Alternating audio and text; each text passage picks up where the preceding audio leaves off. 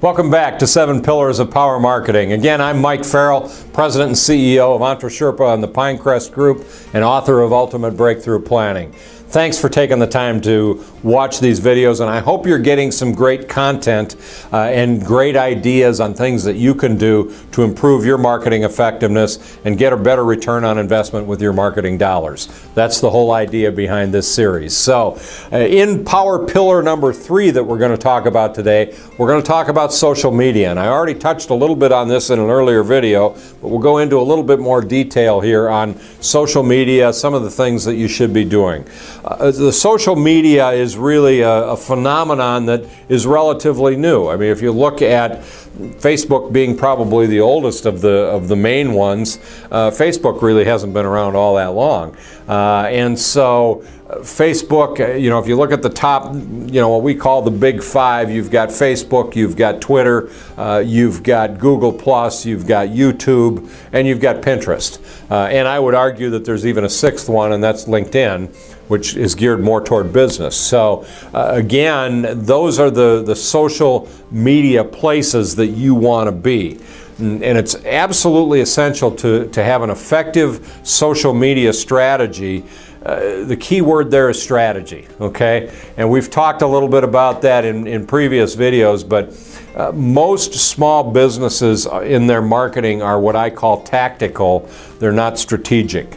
Tactical means they're just throwing ideas and throwing concepts and throwing tactics out there to see what works. A strategic marketer really looks at, okay, what do I want my marketing to accomplish? And then I put the tactics in underneath that strategy. And all of my tactics tie directly back to that strategy. So again, with social media, strategy is important. What are you trying to accomplish with your social media? You need to answer that question before you really start a social media campaign. And once you've identified that question, what it is you're trying to do, then there are some critical components to having effective social media and social marketing. And number 1 is make sure you've got interesting content. Content is king when it comes to social media. You want to make sure that you're putting great content out there, that you're putting links to other people's content out there. Twitter is one that's really important. If you're out there tweeting just about your business and what's going on with it, people are going to get bored and they're going to stop following you. But if you're putting great information out there and maybe, hey, I just saw this video, or I just saw this blog, or I just read this white paper or everything, and putting that link in your tweet, you ought to check this out. That's a great way to get people to start following you, because now they're starting to look for your content, and that's absolutely critical, because what content does is it builds authority. Authority is absolutely essential when you're trying to build what we call a tribe, and when you're trying to build that tribe that's following you in your business with social media, you want to make sure that you're creating that authority and you're really doing that through great content.